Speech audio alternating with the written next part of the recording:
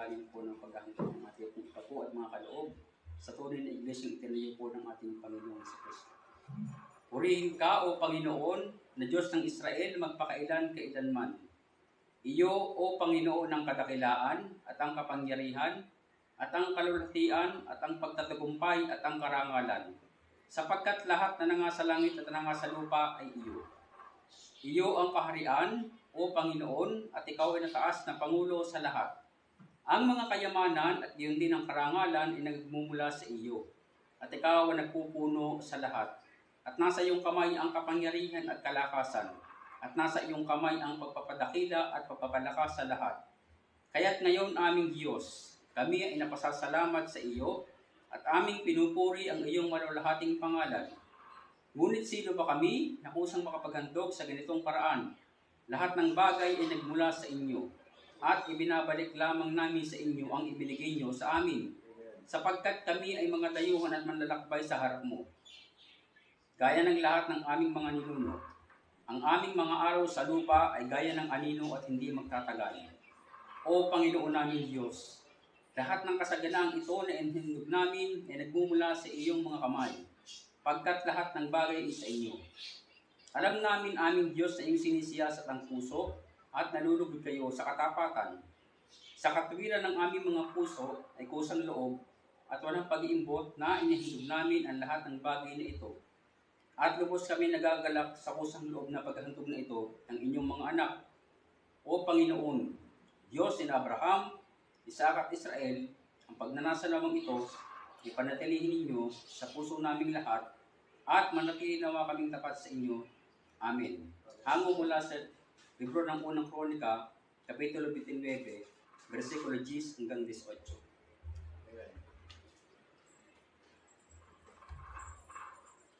Makakaupo na po lahat at buksan po muli natin ang ating songbook sa song number 66, I Love to Tell the Story. Song number 66.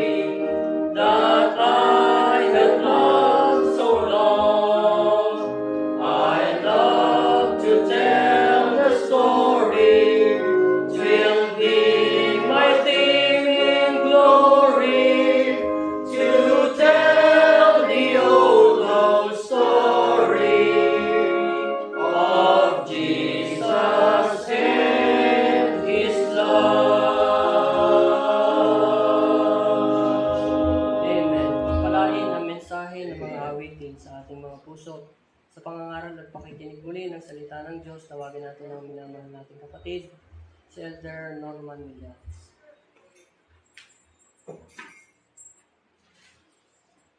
Mabiyaya at mapagpalang umaga po sa ating lahat. Kapatid, ng ating Panginoon. Dalawang gawain ang natapos. Yung pong Bible Conference noong Martes. Talagang pinagtagumpay tayo ng Panginoon. Binigyan tayo ng magandang panahon. Nakarating po ang mga kapatiran mula sa iba't ibang mga churches. At nagkaroon po ng 5 pastor na bisita mula sa ibang mga simbahan. Purihin ng Panginoon. Maganda pong naging response ng mga pastor. Talagang open sila sa teaching, sa doctrine. Naway kalugdan pa ng Panginoon na masundan pa yung pagtuturo sa kanila. Kaya pag-pray po natin yung mga pastor na dumalo doon.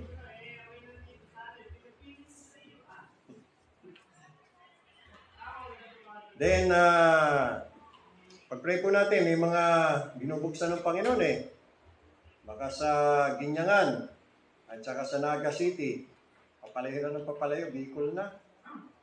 Na meron pong balak na puntahan doon, at doon tayo ay makapagturo ng mga aral ng Panginoon, sama natin sa prayer. Ito nga sana, December 28, iniimbitahan ang mga kapatiran, mga pastor. Kaya lang masyado na hectic December 28. So sabi namin, probably next year na lang. Next year, lulobin ng Panginoon. Doon yun sa Naga City. May invitation. Pag-pray natin yun. And then, yung church fellowship, kahapon, purihin ng Panginoon.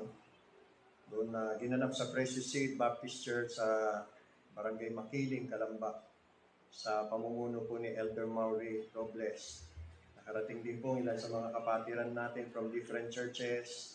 Naging matamis, masaya, fellowship, at talagang punong-puno ng pagpapalang spiritual mula sa mga salita ng Panginoon. Kaya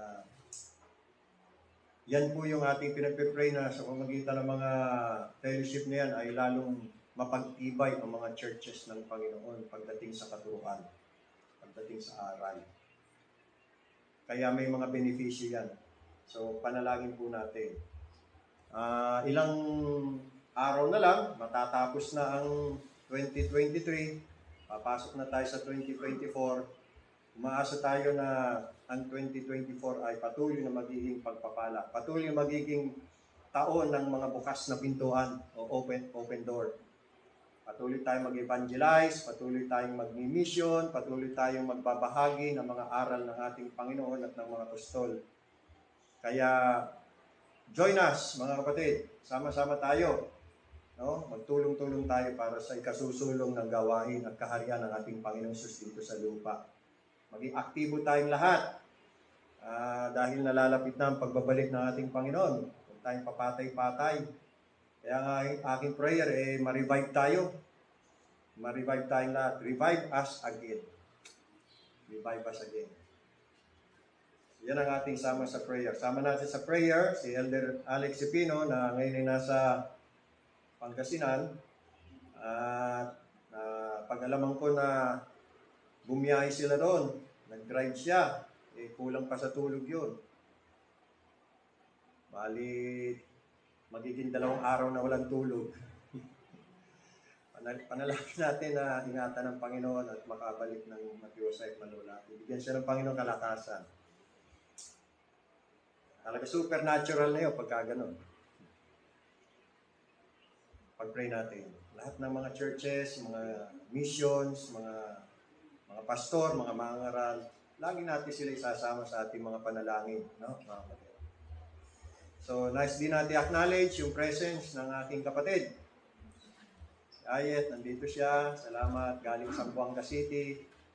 At kami magkakaroon kasi ng family reunion. Every year naman yun Salamat sa Panginoon sa pag-iingat sa Kanya. Okay. So, na-appreciate natin ang presence ng ating mga visitors. At purihin ng Panginoon, nakarating kayo dito para mag-join sa pagsamba at paglilingkod sa Panginoon sa araw na ito.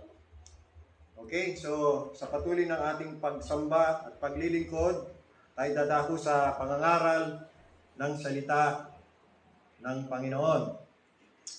Buksan natin ating po mga Bible sa Luke chapter 9. Lucas Kabanata 9, chapter 9, at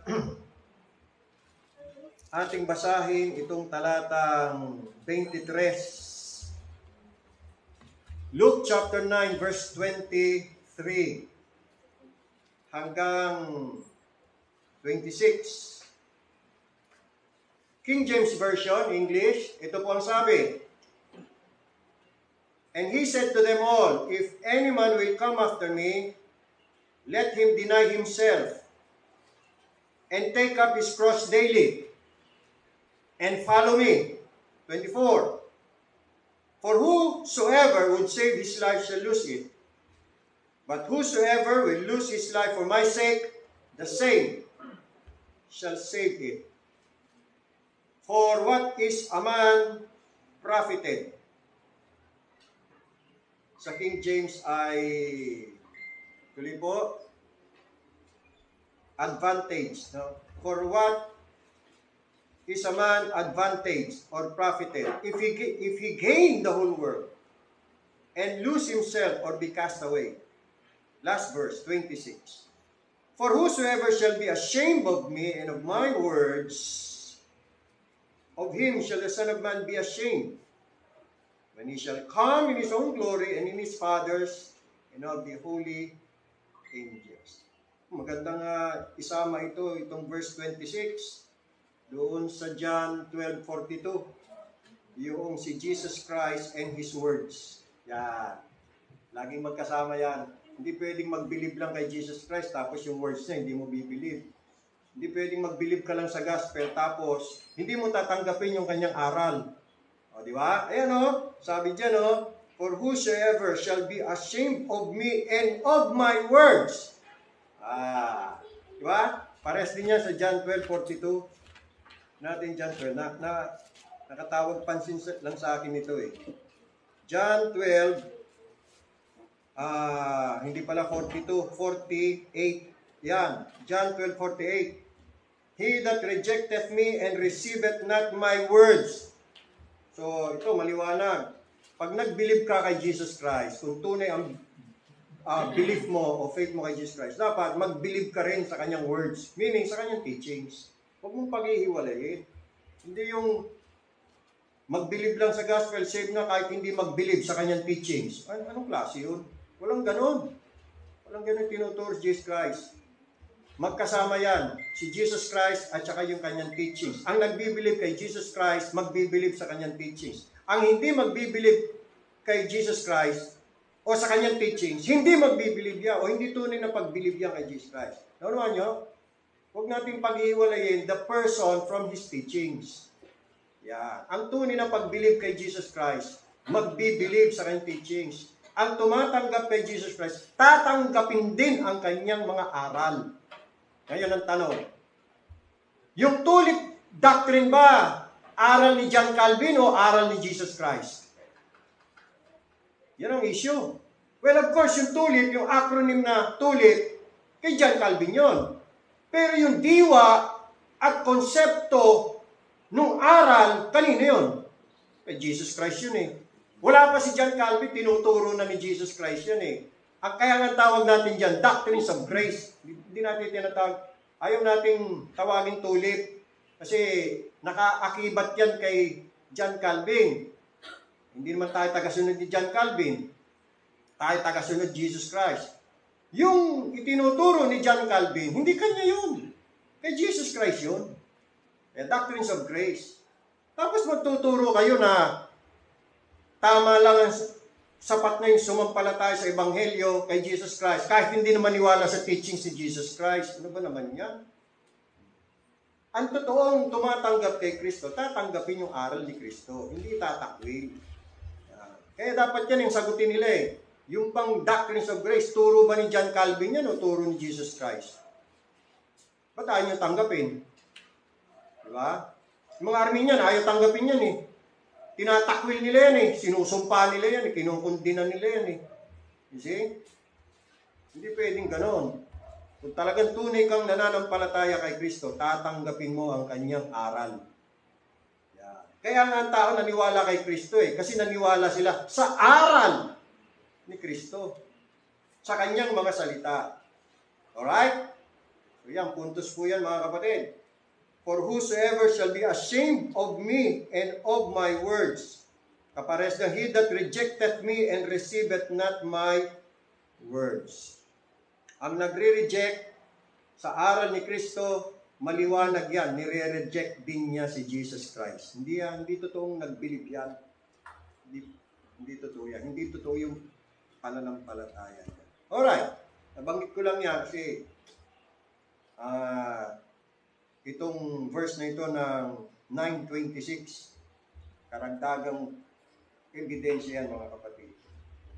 Ang topic natin ay Christ demands for Christians. Bali, ito po ay continuation ng ating tinalakay last Sunday, part 2. What is a Christian? Yan po yung tinalakay natin last Sunday. Dinefine natin ayon sa definisyon ng banal na kasulatan kung ano ang Kristiyano, kung sino ang Kristiyano. Kasi maraming disciples ni si Jesus Christ nung panahon yon. Marami ding nagkiklaim sa ating ding panahon, nagpapahayag ng kanilang mga bibig na sila ay mga Kristiyano. Pero ito to, hindi naman. Maraming nagkiklaim na sila ay tumatawag kay Lord, Lord. Maraming nagkiklaim na si Jesus Christ ang kalang Lord. Kaya yan ang sinabi ng Panginoon sa Matthew 7:21. Hindi lahat ng nagsasabi sa akin, Panginoon, Panginoon, ay makapapasok sa kaharian, kundi yaon lamang na gumagawa o tumutupad ng kalooban ng aking Ama. Noong way back, siguro mga 10 years, more than 10 years ago, I forgot the year eh. Merong dalawang lalaki galing sa Conservative Baptist Church. Nagpadoktrina sa akin. Tuntua naman ako. Sila pa lumapit Pastor, turuan nyo kami. Ay, tuntua ako. Kaya nagkaroon kami ng mini Bible school sa bahay. Every Thursday and Friday, dinoktrinahan ko sila. So, itinuro ko sa kanila yung God's sovereignty, tinuro ko sa kanila yung doctrines of grace, namely yung total depravity or the sinful condition of man, yung unconditional election or election of grace. Tinuro din natin yung particular redemption or Christ's atonement. Tinuro din natin yung effectual calling, and then yung preservation of God and perseverance of the saints. Natuwa sila sa doctrine, na-open sila. Tinuro ko din sa kanila mga church truths, tulad ng church succession, church authority, at nalaman nila, yung church nila walang authority, yung church nila hindi true church, pinanggalingan nila. Yan. At doon pa lang nila na-realize, mali ang kanilang baptism. Kaya, nagpahayag sila ng design na magpabaptize. Kaya ako naman, tutuwa. Papabaptize na. So, ini-schedule namin. Pati yung lugar kung saan. E di ito na. Schedule na. Sabado. At dito sa lugar na ito, may swimming pool doon. Doon namin. It so happened, nalaman nila na yung kanilang men's fellowship, may fellowship. At gaganapin doon mismo sa venue na pagbabautismohan nila. Sabi niya, Pastor, postpone muna natin yung baptism. Bakit ka ako? Ay, tumama ho sa fellowship ho namin. Anong problema? Doon ho rin gaganapin sa pagbabautismohan ninyo sa amin. Anong problema? Mas maganda nga yun eh. Meron kayong mga witnesses. Masasaksiyan nila, na kayo sumusunod na, tamang pagsunod sa Panginoon. Naku po, Pastor, yari ho kami. Sa madaling salita, mga kapatid, na-postpone hanggang sa na-cancel, hanggang sa wala nang baptism. Ano ibig sabihin niyan? Nagpapahayag sila na sila'y susunod sa Panginoon. Pero hanggang pahayag lang. Yung actual na, hindi na ginawa. Bakit? Natatakot sila sa kanilang mga kasamahan. Yan ba ang totoong alagad ni Kristo? Yan ba ang follower ni Jesus Christ? Meron silang fear of men? Sa halip mo magkaroon silang fear of God? Mas natatakot pa sila sa sasabihin ng mga tao kaysa doon sa sasabihin ng Diyos sa kanila Ay, sabi ko, hindi totoong Kristiyano itong mga to. Hindi follower ito. Ang disciple, ang ibig sabihin ay pupil, student, learner, follower, Christian. During Christ's time, marami siyang follower, maraming disciples, pero hindi mo lahat totoong mga disciples.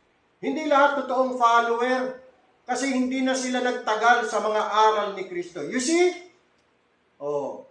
Kaya yung naniniwala kay Jesus Christ, dapat naniniwala din sa kanyang aral. Pag hindi sila nakatagal sa aral ni Kristo, ay hindi talaga totoong follower yan. Kaya hindi yung dalawa, hindi totoong follower Hindi totoong mga Kristiyano yan Kasi, hindi lahat Kristiyano. Hindi lahat. Listen, may mga demand si Jesus Christ para sa mga nagnanais na maging Kristiyano o follower niya. Para maging isang Kristiyano, dapat masunod mo ang kanyang mga demands.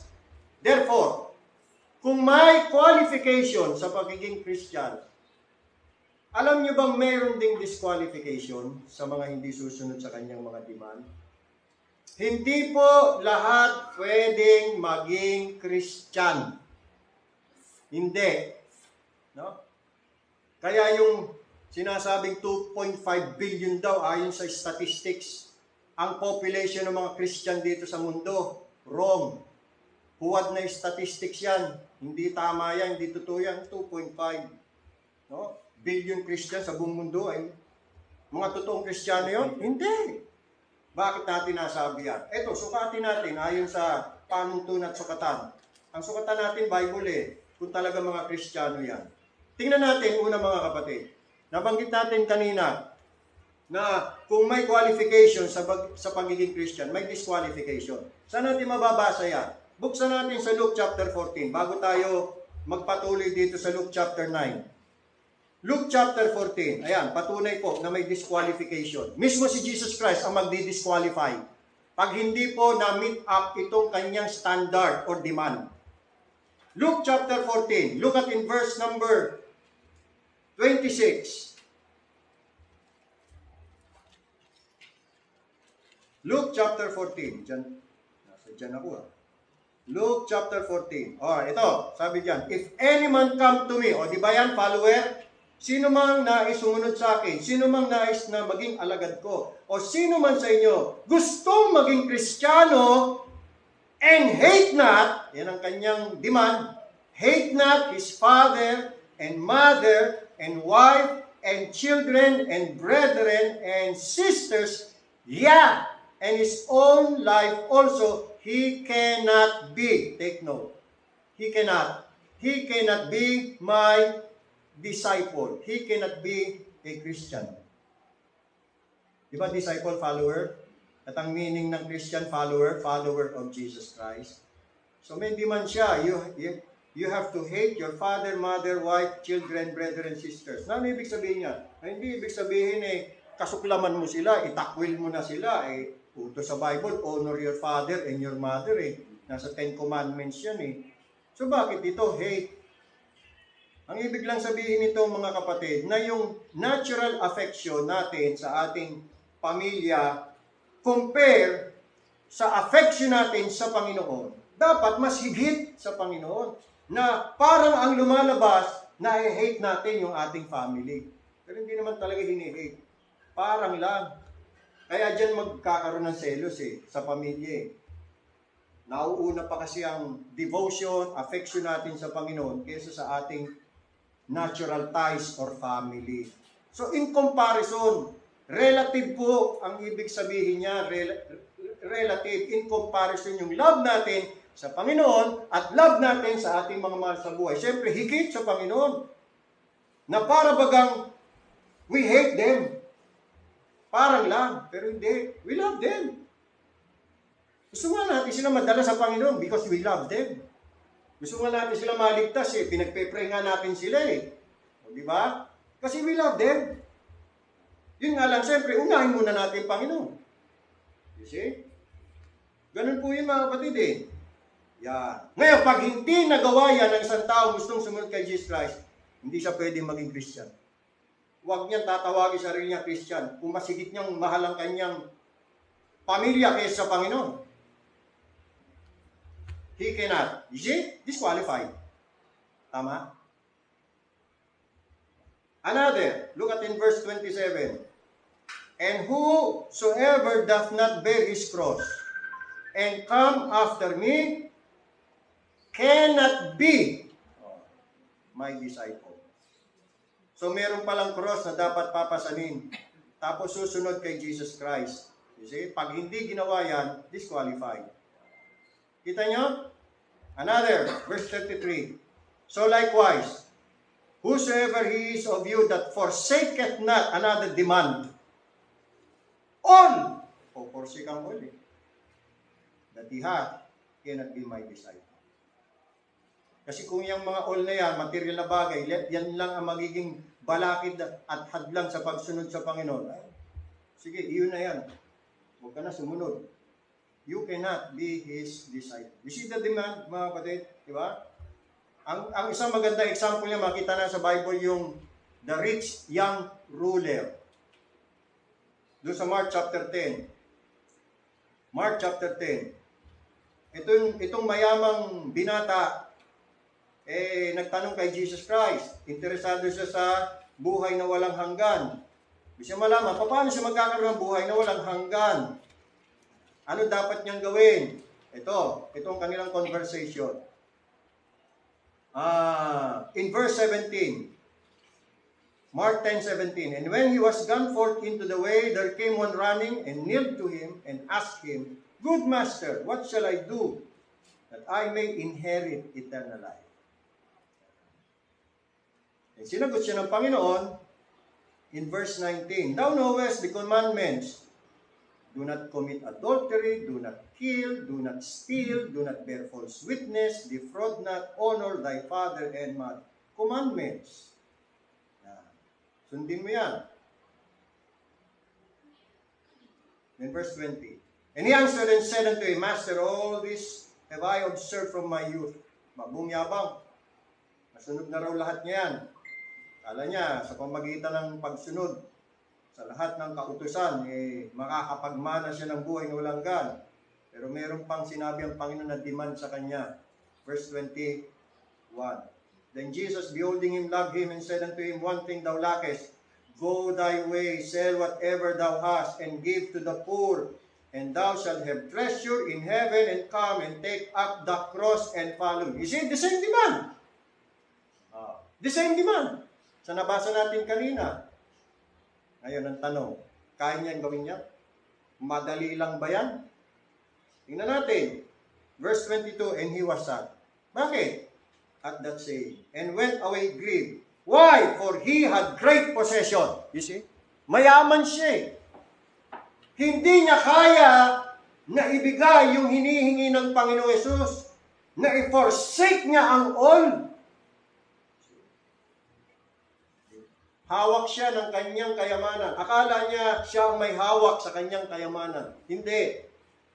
Siya ang kayamanan niya ang may hawak at kontrol sa kanya. Yan yung sinasabi ko mga kapatid, kahit kailan. Hindi po magagawa ng isang taong makasalanan na ipagpalit niya ang pag-ibig sa sarili, sa kayamanan, sa pag-ibig kay Kristo. Hindi niya kayang gawin yan. Maliban na lang na ang kapangyarihan ng Diyos na nagliligtas ay gumawa sa kanyang puso. There must be an internal supernatural power that must be wrought in the heart of the sinner. Dahil kung hindi niya magagawa itong demand ni Jesus Christ. Flesh and blood cannot do this. No man can do that. Unless the saving grace, the miraculous grace of God works in the heart of the dead sinner. And that is the new birth, regeneration. Nangyari yan sa regeneration. Lagi kong sinasabi at lagi kong binibigyan din sa kapanganakan muli, mga kapatid, walang part ang tao dyan. The new birth is the soul, S-O-L-E, the soul work of the Holy Spirit. It is the Holy Spirit who performs the new birth. Not the person, not the pastor, not anybody. No man can perform the new birth, the spiritual birth, but only God through the Holy Spirit. Kaya nga tinawag yung born of God. Hindi born of man, nor of the will of the flesh, nor of the will of man, but of the will of God. Sa salvation, para maligtas ang tao, kailangan mangyari munang maipanganak na muli ang tao. Bago yan magre-repent, bago yan magbi-believe kay Jesus Christ. That is the initial work of the Holy Spirit in salvation, regeneration. Passive ang tao dyan. Hindi niya alam yan. May gagawin na pala ang Diyos sa kanya. Sa loob. Sa loob. Na hindi magagawa ng sino mang pastor, kahit pa anong galing ng pastor dyan, o sino mang evangelist, o sino mang tao. Because that's the work of the Holy Spirit. See? Ephesians chapter 1, para maintindihan natin mabuti, mas lalo pa nating maunawaan. Ephesians 1:19. Ephesians 1:19. And what is the exceeding greatness of His power? See, that's the God-saving power, divine power, supernatural power. Exceeding na, great pa. Talagang matindi, ano? Na power, superlative. Kanino? Toward us. Sino who believe? You see the connection of belief and the power of God? Na ipinapahiwatig dito ni Paul that the reason why the Ephesian believers were able to believe in Jesus Christ is because of that exceeding greatness of His power. Meaning to say, kung wala yung exceeding greatness of God's power, they won't believe. They would not be able to believe. Ano natin? After all, yung faith naman, gift yan ng Diyos, di naman galing sa tao yan eh. Yung saving faith, yung supernatural faith, galing sa Diyos yan. Kaya, para masave ang isang tao, kailangan may, ang unang gagawa ang Diyos. Unang gagawa ang Diyos. Hindi ang tao. Hindi yung tao munang gagawa, tsaka gagawa ang Diyos. Mali. Hindi ganun. Diyos muna ang unang gagawa. Pag gumawa ang Diyos, tsaka gagawa ang tao. Philippians 2:13. It is God. Philippians 2:13. By the way, tuloy na, according to the working of His mighty power. Yon, according to the working of His might. So, tayo po naniniwala, habang binubuksan nyo, tayo po naniniwala na sa kaligtasan ng isang taong makasalanang patay sa Espiritu, patayan na, patay, ay merong dakilang kalakhang kapangyarihan ng Diyos na gumawa upang yung taong yun ay maligtas. Lagi nating kinikilala yan, mga kapatid. Hindi ho tayo naligtas dahil sa sarili nating gawa. Hindi tayo naligtas dahil tayong nagdesisyon. Dahil ito'y sarili nating kapasyan. No, sir! Tayo naligtas dahil sa dakilang kalakhang kapangyarihan ng Diyos na gumawa. Sabi dyan, work to the working of His mighty power. Dahil tayo naligtas. Without that mighty power na nag-work sa atin, hindi tayo mag-work. Hindi tayo magre-repent. Hindi tayo makapagsisisi, hindi tayo makapagsasampalataya, hindi natin ma-hate yung ating father and mother, hindi natin mabebear ang ating cross daily and follow cross, hindi natin ma-forsake all without that exceeding greatness of His power. And that's what we call grace. For by grace you have been saved through faith. Lahat yan, kaninong gawa yan? Sa tao? Sa iyo? Sa akin? No! That's the work of God. Philippians 2:13. For it is God who works inside, in you. There is an internal working. Both to will, you see. It's not your will. It's not free will. It's the will of God working in you. Both to will and to do what? His good pleasure. And what is good pleasure? It is His good pleasure for you to repent, turn away from your sins, and believe on the Lord Jesus Christ for you to be saved. Maliwanag ko? Kaya lahat ng kapurihan, kalulatan sa Diyos, hindi sa atin. Tayo ay iniligtas ng Panginoon. Hindi dahil sa tinanggap natin siya. Tayo unang tinanggap niya. Tanda natin yan. Huwag natin gagawing batayan ng ating kaligtasan yung ginawa natin kay Kristo. Mali yun. Sa isang totoong saved, naintindihan niya. Alam niya, hindi tama yun eh. Parang nangyari, ikaw nagligtas sa sarili mo. May ginawa ka, kaya gumawa si Kristo. Hindi, may ginawa si Kristo. May ginawa ang Diyos sa iyo. Kaya nakagawa ka para sa Diyos. Baliktad, ano? Yan ang turo ng Bible. Eh ngayon, binabaliktad na ng mga bulang pastor at mga mangangaral. Eh maraming na-deceive eh. Kala nila mga Kristiyano sila eh. Pero totoo hindi. Pag sinukat mo na ayon sa pamantayan ng Scripture, mali. So balik tayo. Balik tayo. Itong mayamang ito, kita nyo, wala siyang kakayahan. Eh, dead nga eh. Dead sinner eh. Spiritually dead. Di niya kaya. Laman at dugo, di kaya yung napakataas na demand ni Jesus Christ. So ngayon, ano ang mga demands bukod pa rito ni Jesus Christ? Ang dami, no? Punta na tayo sa ating teksto. Luke chapter 9. Yan. Dito tayo mag-focus sa verse number 23. Ito na. If any man will come after me, number 1, let him deny himself. Number 1. Yan ang demand niya. Requirement, ha? Sa gustong maging Christian or follower ni Jesus Christ, deny himself.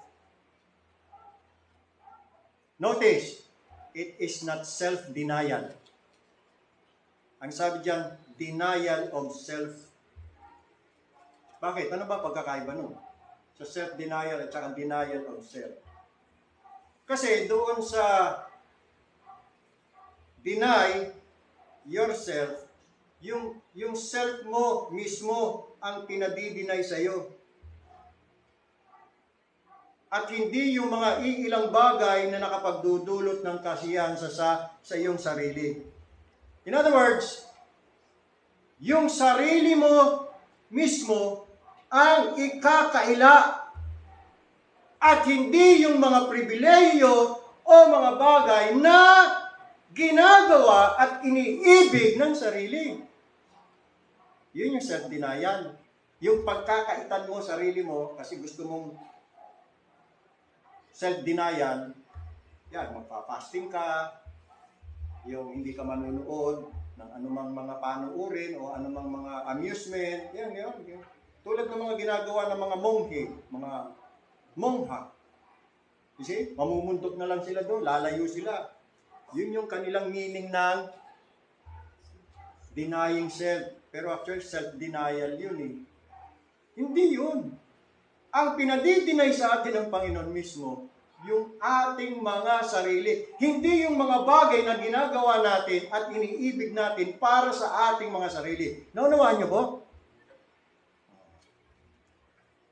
Too much self, too much of self will only stand in the way. At yung sariling yan ang magiging palaging balakid sa pagsunod kay Jesus Christ. Nariyan yung self-love, nariyan yung self-pleasing, self-will, self-righteousness, nandiyan yung self-pride, self-conceit, self-importance, isama na natin dyan ang selfie. Yan, puro self.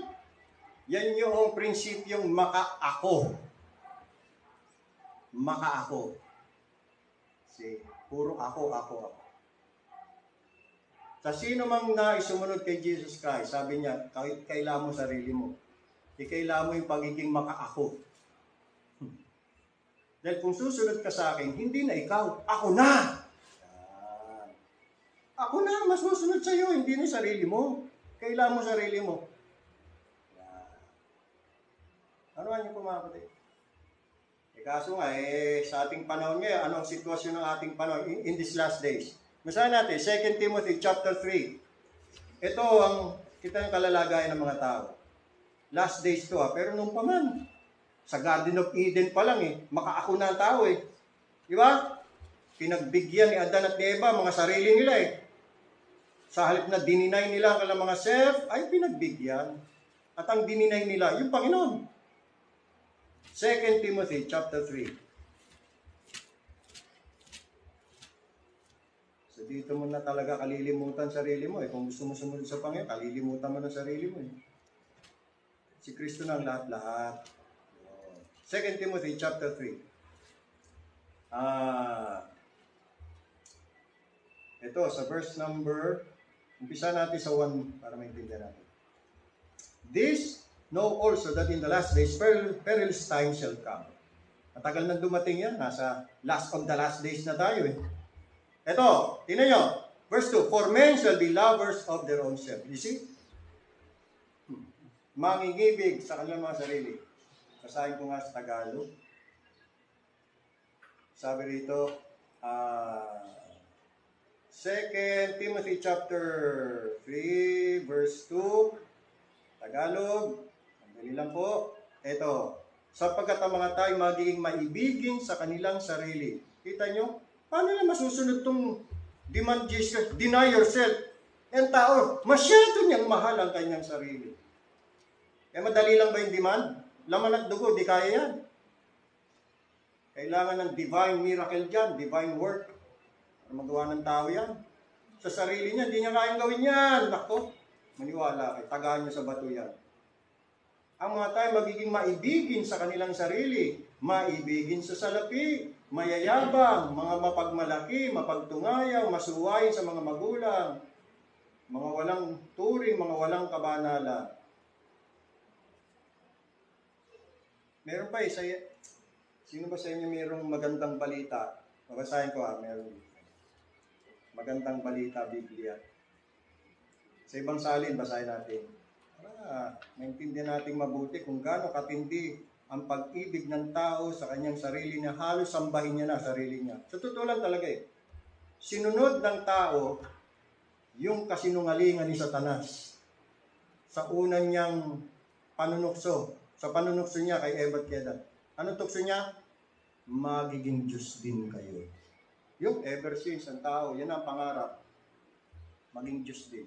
Ibang gagawin niya kung gusto niyang gawin na walang pwedeng magbawal sa kanya. Kasi, maski Diyos, hindi pwede. Kaya, ang gusto nga niya, Diyos pa ang susunod sa kanya. Sa totoong Kristiyano, hindi pwedeng gano'n. Kalimutan mo sarili mo, deny mo sarili mo.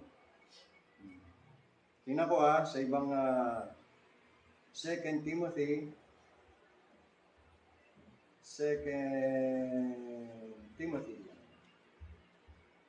chapter 3, verse 2. Ang salita ng Diyos. Dahil magiging makasarili ang mga tao, sakim sa salapi, mayabang, mapagmataas, mapang-insulto, masuway sa magulang, walang utang na loob at hindi makadiyos. Ayaw nilang makipagkasundo sa kaaway nila, malupit, walang awa, mapanira sa kapwa, walang pagpipigil sa sarili at galit sa anumang mabuti. Hindi lang yan. Mga taksil sila, mapusok, mapagmataas, mahilig sa kalayawan. Sa halip na maibigin. Meron kasi ang nabasang makaako makaako. Natin ko yun. Yun nga, baka nga nasa mabuting balita, Biblia. Tingnan mo. Yan. Sapagkat ang mga tayo magiging maibigin sa sarili, maibigin sa salapi, palalo, mapagmataas, mapagsamantala, suwail sa magulang, walang utang na loob, lapastangan sa Diyos. Wala yung dati nating Bible, yung Tagalog, yung makapal. Nasaan na nga pala yun? Yun, doon ko nabasa yun. Makaako. Bukod pa doon sa maibigin sa sarili, makaako. Doon ko pala nabasa yun. Makaka. Anyway, yun yun. So, ito ba isang bagay na kayang gawin ng tao? Sino man tao? So, hindi lahat pwede maging Kristiyano. Pero maraming nagkiklaim, Kristiyano daw sila. Pero hindi nila may takwil ang kanilang mga sarili. Mahal na mahal pa rin ang mga sarili. Una pa nga sarili nila. Pangalawa, doon pa lang sa una, mabigat na eh. Eto, may pangalawa pa. Balik tayo, Luke chapter 9.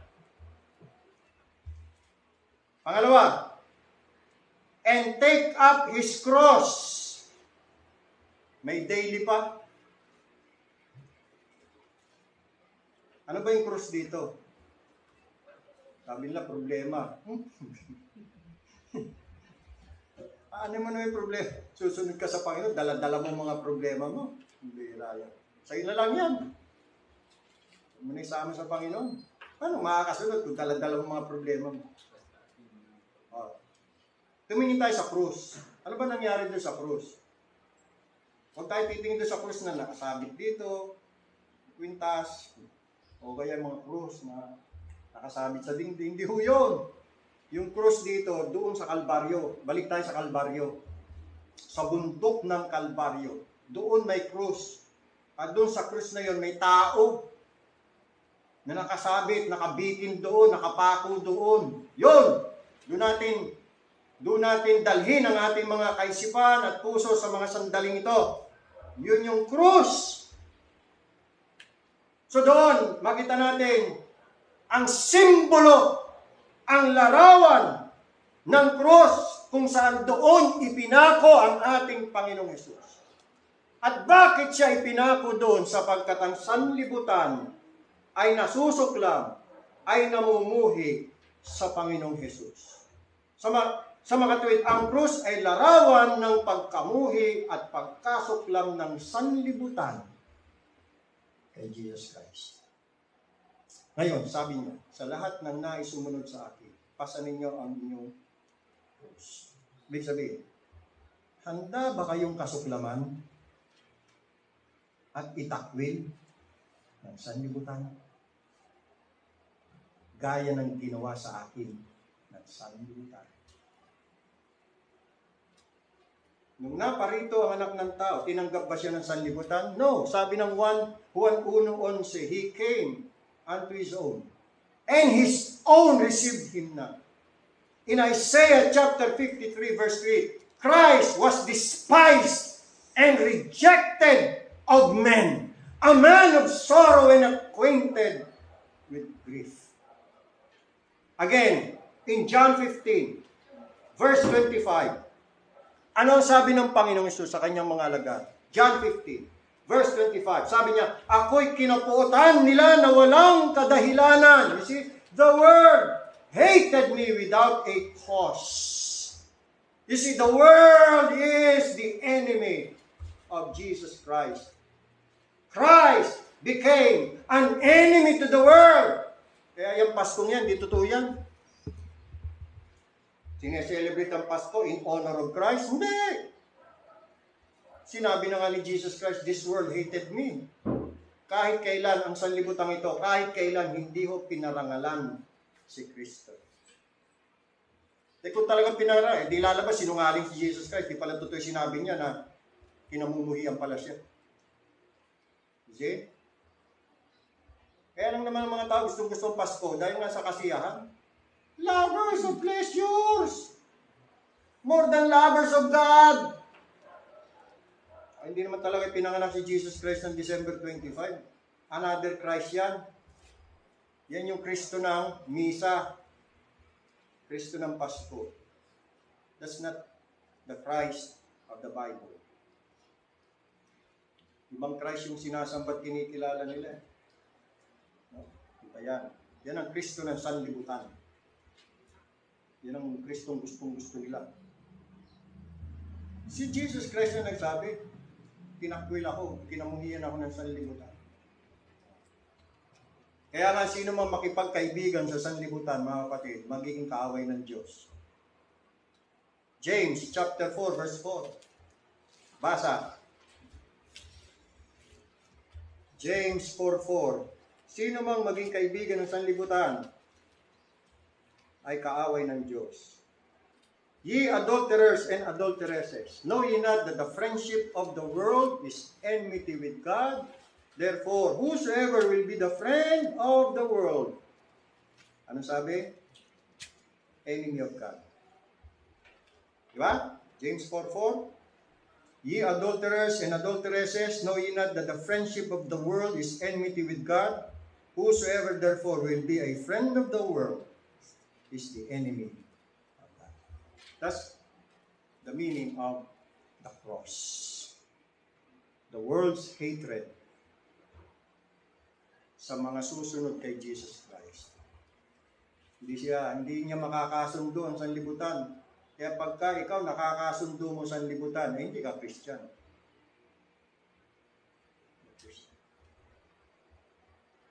Kaya nga itong darating na Pasko, hindi tayo makakasundo ng sanlibutan. Kala nila, hindi tayo Christian. Hirap talaga, no?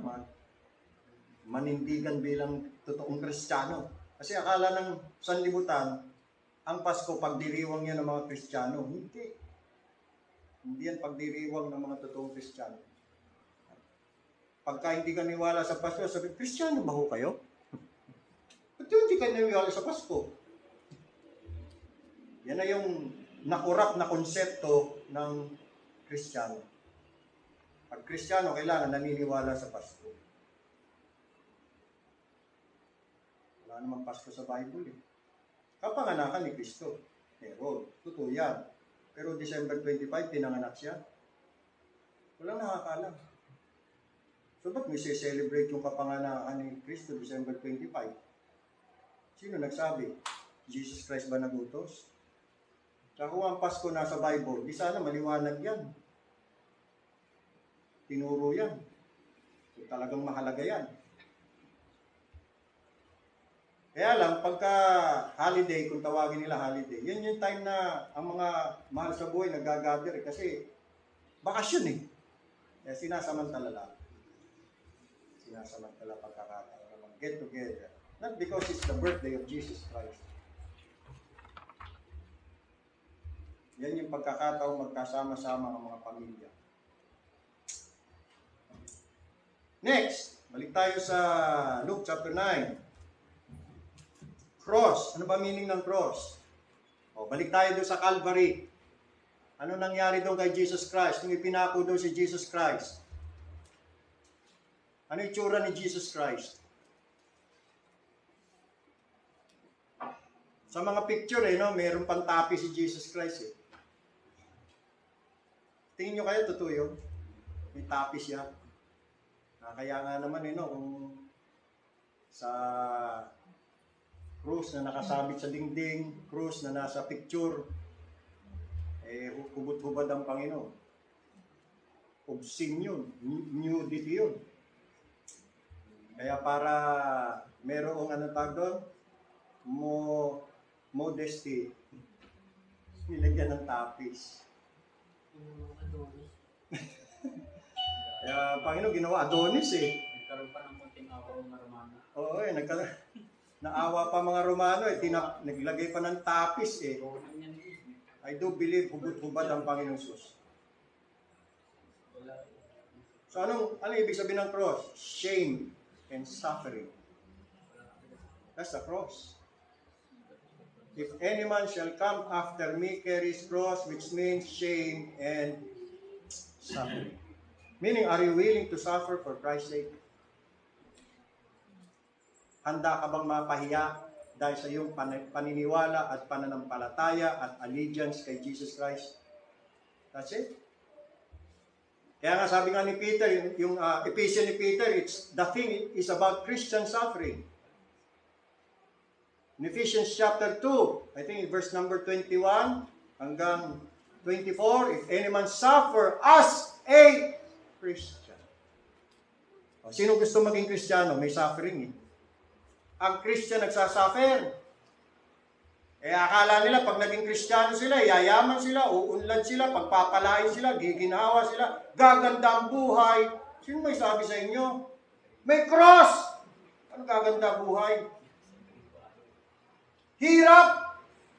You see? You will suffer for Christ's sake. You see that?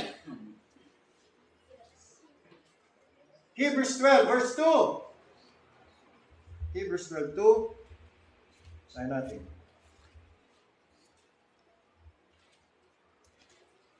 Lalo nga hirap kasi noon nga pag naging Kristiyano ka asahan mo na, uusigin ka, persecution. Kaya nung time, walang may gusto maging Kristiyano. Wala. Si King Agrippa nga sabi niya kay Pablo, sa konting paliwanag, gusto mo akong mahikayat na maging Kristiyano, ha? Hindi, ikaw na lang. Almost thou persuadest me to be a Christian. Wala may gusto maging Christian. Kasi kaakibat noon, persecution. Usigin ka. Si Kristo nga, inusig. Ikaw pa kaya, na tagasunod ni Kristo, hindi ka usigin. Ano yun? Si Kristo, hirap. Ikaw, ginhawa. Ganun ba yun? Hebrews 12:2. Looking unto Jesus, the author and finisher of our faith, who for the joy that was set before him, endured the cross. Despising the shame. That's the cross. It means shame, and is set down at the right hand of the throne of God. Nung kanyang napagtagumpayan yung cross, suffering Calvary. Again, sabi ni Paul, it is given in the behalf of Christ. Not only to believe on Him, but also to suffer for His name's sake. Not only to believe, but also to suffer. Kaakibat ng pag-believe kay Jesus Christ ay suffering. Dapat alam yan ng mga totoong Kristiyano, hindi yung mga nagkikristanuhan. Sa Kalbaryo, mga kapatid, si Kristo ay nagtiis ng krus na niwalang bahala ang kahihiyan. Kaya nga ang pagsunod mo kay Jesus Christ ay lilikha ng pangungutya, panlilibat, pagkamuhi sa iyo ng sanlibutan. Hindi ka pwedeng maging kaibigan ng sanlibutan kung Kristiyano ka. Ngayon, kung ikaw ay kaibigan ng sanlibutan, hindi ka talaga Kristiyano. Pangatlo, ano ang kahulugan ng Kristiyano? Pagsunod. Cross. Ano ang kahulugan ng cross? Obedience. See? Sinunod ni Jesus Christ ang utos ng kanyang Ama. Yan ang dahilan kung bakit naparito si Jesus Christ, to obey His Father. John 10:18, sabi ni Jesus Christ, John 10:18. Basahin ko sa inyo, sabi ho ng Panginoong Hesus, no man take it from me, but I lay it down of myself. I have power to lay down, and I have power to take it again. This commandment I have received of my Father, to die. Utos ng Ama yan You see? At itong ginawa ni Jesus Christ, itong kaisipan ni Kristo na sumunod sa kanyang Father, inaasahan niya na yan din ang magiging kaisipan ng lahat ng mga susunod sa kanya. Yun yung sinasabi ng Philippians 2:5 na we have to be of the same mind. Mind nino, of the same mind with Christ. Basahin natin. Philippians 2:5. Sa lahat ng mga Kristiyano o nagsasabing sila'y Kristiyano, dapat kaparehas ng mind ni Jesus Christ. Philippians 2:5. Let this mind be in you, which was also in Christ Jesus. Ano yun? Who being in the form of God, thought it not robbery to be equal with God, but made himself of no reputation, and took upon him the form of a servant, and was made in the likeness of men, and ate, being found in fashion as a man, he humbled himself, and became obedient unto death, even the death of the cross. 2:8 ng Philippians. That's the cross. Death. Are you willing to die for Christ's sake? Will you identify yourself with Christ in His death, burial, and resurrection? That's the meaning of baptism. Kaya nga yung mga nagpahayag ng pagsunod kay Kristo o naging Kristiyano during this time, nagpapabaptize. Ba't sila papabaptize? Willing sila, handa silang to be identified with Christ in His death. Meaning they were willing to die for Christ. They will obey Christ hanggang kamatayan. Handa sila mamatay. Kaya handa sila maging Christian. Kasi alam nila, yung binasa natin, sino mang magliligtas ng kanyang sarili will lose it. Pero sino mang will lose his life for my sake will find it. Yun namang Kristiyano nung panahon, handa silang mamatay. Ngayon, yung 2.5 na sinasabing bilyon. Oh, pag nakagutom na yung nga lang pandemic huwag lang magutom nagpabaksin Oh. You see? Lalo pa kaya sa panahon ng Antichrist, 666 na tatakan doon. Na pagka hindi ka nagpatatak, di ka makakabili, hindi ka rin makakabenta. At plus, may bonus. Papatayin ka. O sige, sino na? Tingnan natin kung sino mga Kristiyano dyan. Yan ang magkakalaman. Di ba? Ngayon, madaling sabihin Kristiyano Madali. Kasi maging hawa buhay, binibless daw ni Lord, walang problema, maayos. O, sige, sa tribulation period, magkakalaman. Pagka puro kahirapan na, death na Susunod pa rin ba? Kaya makita natin, the cross stands for obedience, surrender, consecration, isang buhay na ipinaubaya na sa kamay ng Diyos at sang-ayon kung ano man ang gawin ng Diyos sa kanyang buhay. Yun. A life given at the disposal of God. Ngayon, yan ang ginawa ni Jesus Christ sa kanyang Father. Ipinaubaya niya ang kanyang buhay sa disposal ng kanyang Ama. So nakita natin, ang pagsunod ni Kristo, yan din dapat ang maging pagsunod ng mga totoong Kristiyano. Voluntary, gladsome, unreserved obedience, and continuous obedience. Daily carrying of the cross. Kung yung pagsunod na yan ay aani ng kahihiyan, paghihirap, kadustaan, kawalan, hindi tayo dapat umatras. Hindi tayo dapat umatras.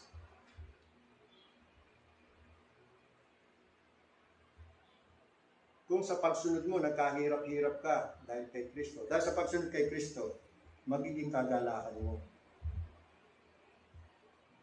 Kahit nang luha ay tumutulo sa mga mata, pero willing pa rin sumunod. Kasi, if we will draw back, sabi ng Panginoon, my soul will have no pleasure in you. You cannot be my disciple. Hebrews, natin mga verses, Gaganda itong mga verses nito Hebrews chapter 10, verse 38. Now the just shall live by faith. Yan ang true faith, saving faith. But if any man draw back, my soul shall have no pleasure in him. He is not my disciple. And he cannot be my disciple. But, ito sana tayo, hindi tayo yung verse 38. Ito, verse 39, sana tayong lahat But we are not of them who draw back unto perdition, but of them that believe to the saving of the soul.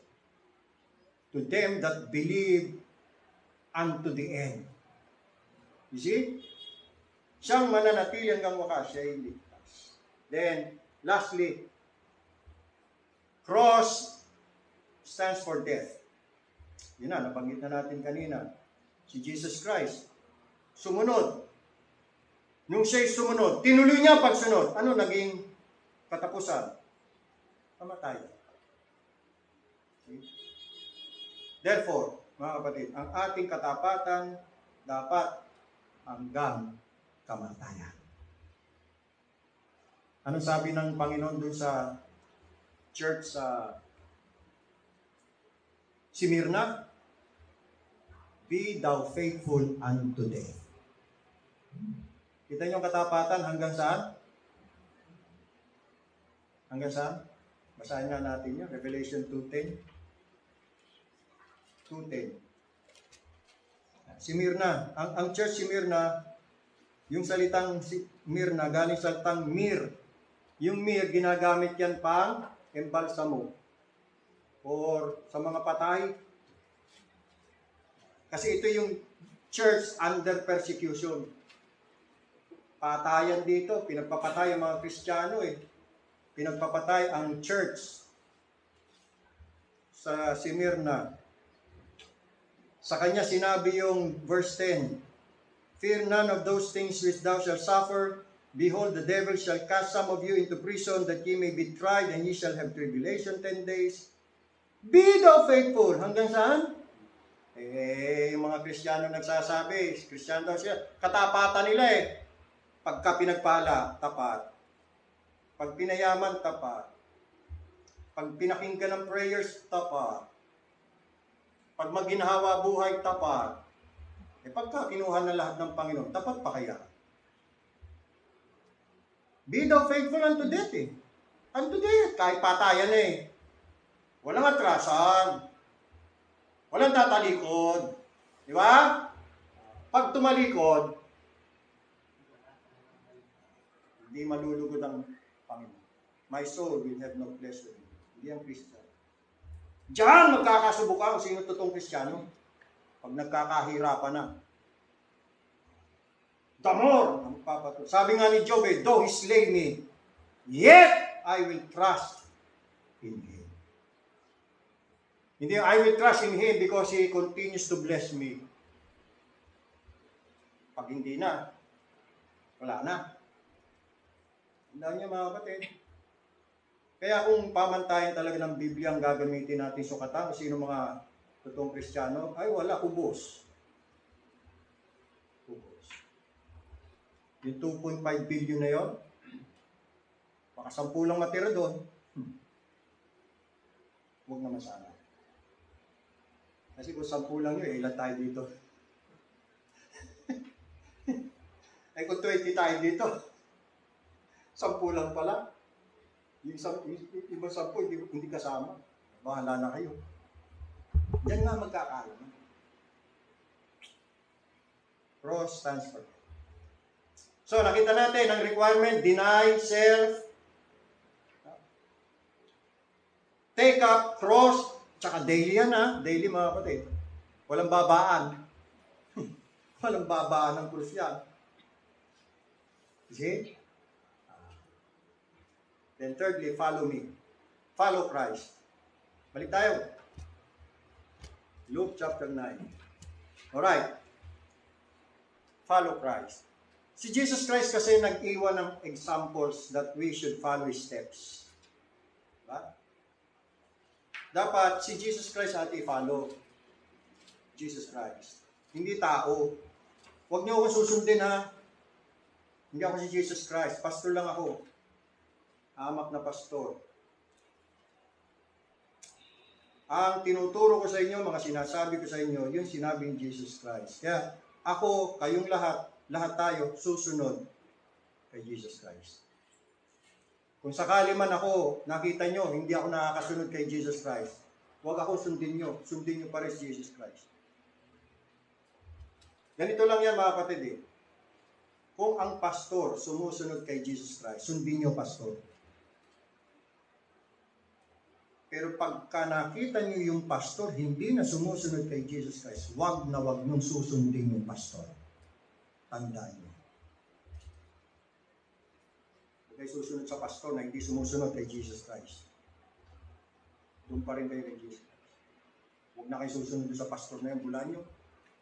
We should follow the steps, the examples of Jesus Christ. Kaya ang tunay na pastor, he has the example of Christ in his life. Example of Christ. Yung mga pastor na nagsiyamanan, hindi sumusunod kay Jesus Christ yan. Bira, dati mahirap yan, tapos yumaman dahil sa ministry. Bakit Jesus Christ ba nagpayaman? Siya nga baliktad eh. Siya na mayaman, naging dukha. Mga pastor ngayon, dukha na naging mayaman. Dati hindi makabili ng bisikleta. Ngayon naka-Pajero. Wala na nga palang Pajero. Ano nga ba ngayon? Fortuner. Dati kasi uso-uso Pajero Naka-Raptor. Wow. Dati bisikleta, hindi makabili. Paano na? Umasinsi, paano yumaman nyo? Sa ministry? Ako hindi. Kami ni Pastor Alex, parehas kami ng prinsipyo. Hindi ako sangayon ng pastor yumaman dahil sa ministry. Mali yan. Si Jesus Christ, nga yumaman Mga apostol hindi yumaman. Kasi sumusunod sila. Example, Jesus Christ. Pinanganak yan, namatay ang mga yan na mahirap. Hindi nagsiyamanan. Ngayon, kung ang isang pastor, yumaman dahil negosyante siya, may business siya. Walang problema doon. Naghanap buhay, nagsikap, sabi naman ng Bible the hand of the diligent maketh rich. Proverbs chapter 10. The hand of the diligent maketh rich. Verse, mga palang verse yun. Gusto niya kasi isulat Masipag kasi, kaya umasenso. Kaya lang Verse 4. He becometh poor that dealeth with a slack hand, but the hand of the diligent maketh rich. O nga, ang Panginoon papayaman, pero may pamamaraan siya, paano yayaman yun? Hindi naman pwedeng pinayaman ng Diyos dahil tamad. Hindi, nilabag ng Panginoon prinsipyo niya. Nagturo siya ng katamaran. Kasi tumama sa loto. Nagpapagal ang mga kamay. Pero another message siya mga kapatid. Totoo yun, talagang ang mga masisipag yumayaman. Kaya lang, pagka nagsipag ka para lang yumaman, wala ka nang gagawin. Kundi material na bagay ang aatupagin mo. Wala nang spiritual. Sabi ng Panginoon, no man can serve two masters. Either he will hate the one or love the other. You cannot love both God and mammon or money. Talagang mamimili ka, Diyos o kayamanan. Kayamanan sa langit o kayamanan sa lupa. Kaya kung pinili mo kayamanan sa lupa, tapos siyempre magsisipag ka, dedicated ka dyan, talagang yayaman ka. Kaya lang, wala na yung Diyos. Hindi kasi pwedeng pagsabayin Hirap yan. No man can, sinabi na ni Jesus Christ, no man can serve two masters. Mamimili ka talaga. Siyempre, pag pinili mo Diyos, doon, yayaman ka. Pero, sa spiritual. Bihira lang yung mayaman sa spiritual, mayaman pa sa material. Nasa kapasyanan ng Diyos yun. Sovereignty. Sana all nga, nasa kapasyanan ng Diyos yun. Siyempre, kung anong ipaprioritize mo, magiging committed ka doon. Anyway, another message siya, another sermon niya mga kapatid. So, nais ko lang ipakita sa inyo mga kapatid, pinapapasa ng Panginoon sa lahat ng mga nais sumunod sa kanyang krus at sumunod sa kanya. Dahil kung hindi, cannot be my disciple. Listen, make no mistake here. Following Christ is a lifetime commitment. It is a total surrender of our all sa kanya. It is to live for Christ or it is to live as Christ lived. Yan ang essence ng pagiging Kristiyano. So, mula dito mga kapatid, sukatin natin mga sarili. Kristiyano nga ba tayo?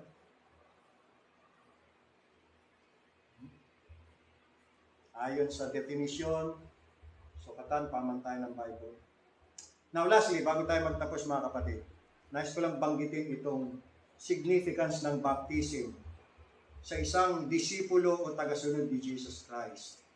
Ang baptism kasi, kinukonsider natin yung first step of obedience sa mga naging Christian na. Based yan sa Matthew 28, 19 and 20, sabi ng Panginoon, make disciples of all nations. Matapos maging disciples, ang sunod na utos, baptizing them. Yan. No? Therefore, ano ibig sabihin? All true disciples, all true followers of Jesus Christ, follow Christ in water baptism. Kasi yan ang unang utos sa bagong Kristiyano. At wala kayong makikita sa Bible na believer ni Jesus Christ, follower, totoong follower ni Jesus Christ na unbaptized. Lahat baptized. Of course, siyempre, may exemption. Yung thief on the cross. E paano naman babautismo niya nakabitin dun sa cross? At mamamatay na siya doon, dying. Pero given a chance na nabuhay pa siya, sa tingin nyo kaya, magpapabaptize yun, hindi. Follower nga, kaya nga follower susunod. Si Jesus Christ nga nagpabaptize Yung mismo yung sinusunod natin, nagpabaptize. Diba? Ay pa kaya. Kaya we consider baptism as the first step of obedience. Matapos ang tao maging Christian o believer of Christ, that is a part of being a true follower, true disciple of Jesus Christ.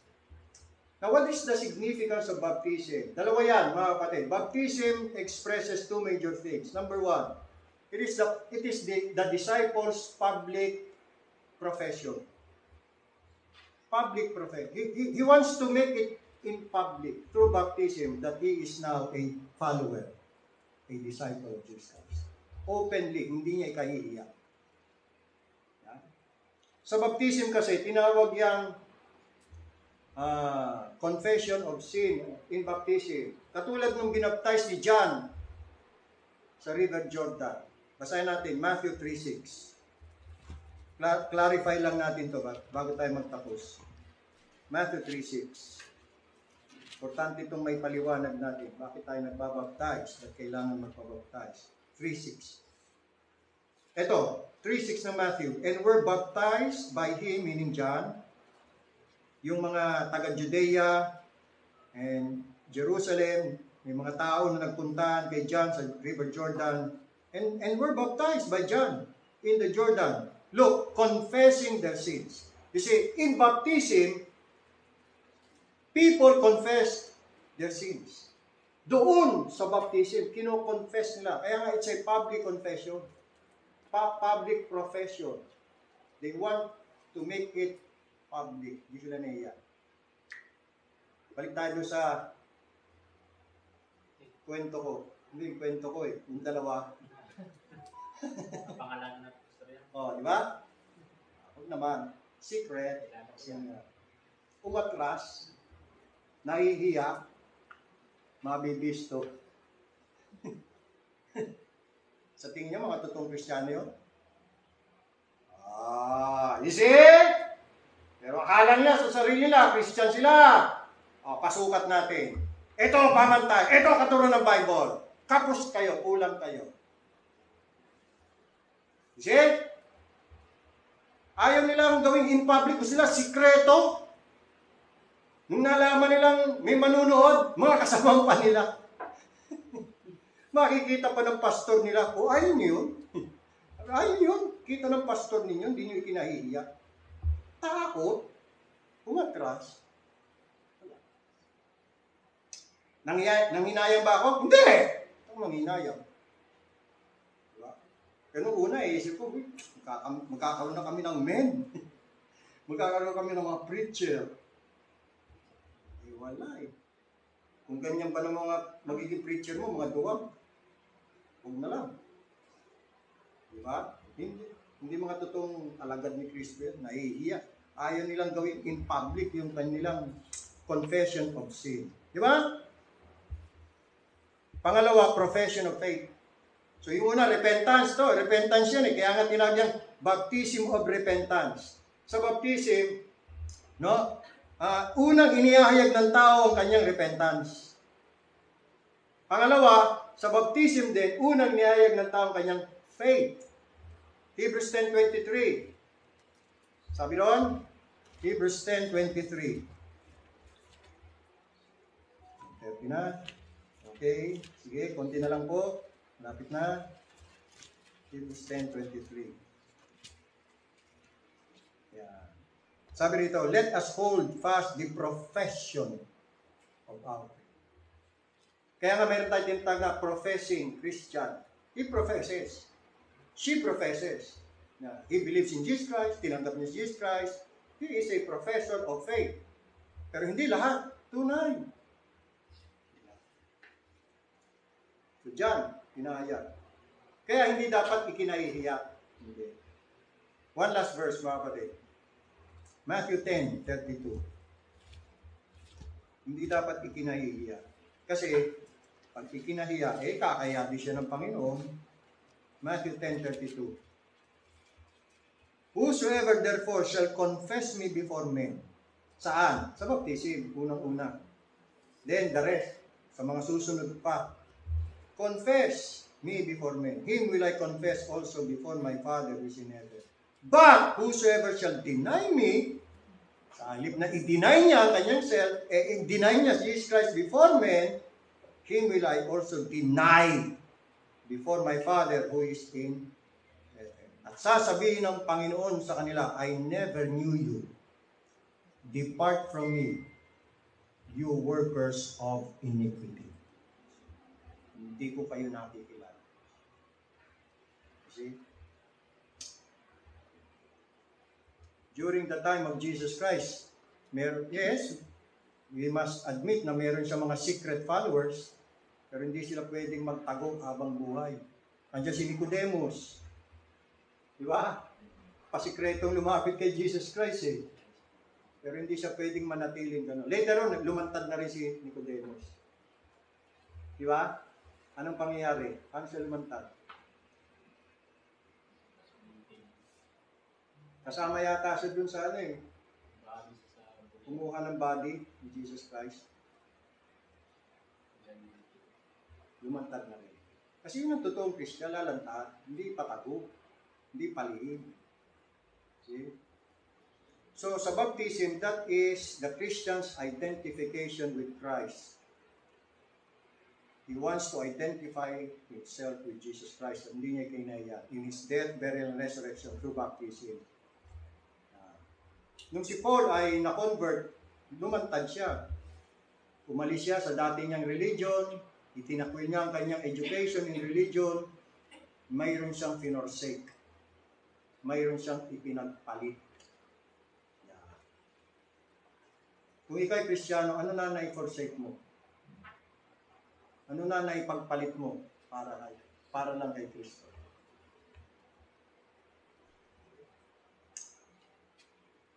As a follower of Jesus Christ, meron bang utos niya na hanggang ngayon hindi mo pa sinusunod?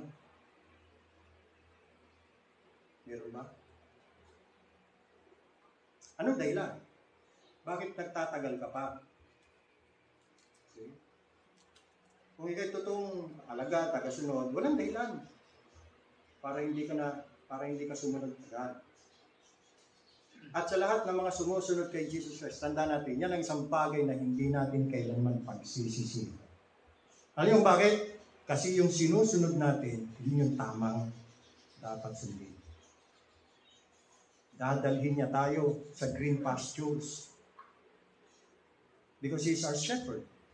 Hindi niya tayo dadalhin sa kapahamakan. Hindi. O sa mga delikadong lugar. Although dalhin man tayo, loobin ng Panginoon, pero kasama natin siya. Hindi niya tayo iwan. Hindi, sige, mauna na kayo. Susunod ako sa inyo. Hindi. Nauuna siya. Yun, ang tunay na leader. Pero mo, kung Panginoon ang susundan mo, susundin mo, sa kanya dadalhin, doon. In my Father's house are many mansions. Doon, sa kaluwalhatian. Kaya tama lang na sumunod kay Jesus. Hindi mo yan pagsisisihan. Tama yung tao na sinusundan mo. The right person, I mean, si Jesus Christ. no regrets. For the gifts, sabi nga ni Paul, for the gifts and calling of God are without repentance. Keep on following Jesus, guys. My brother, my sister, at let's pray for one another. Bigyan tayo ng pangbiyaya hanggang sa huling hininga at sandali ng ating buhay. Susunod pa rin tayo sa Panginoon. Walang atrasan, ha? Ha? Walang atrasan. Walang iwanan, ha? Tunay tayo. Lumog tayo. Sa biyaya, walang atrasan. Sama-sama tayo hanggang kamatayan. Manalangin tayo. Aming Diyos na makapangyarihan, dakila, luwalhati, karangal at kapurihan ang siyang sumainyo. Salamat sa napakagandang mensahe na ipinahayag niyo sa amin.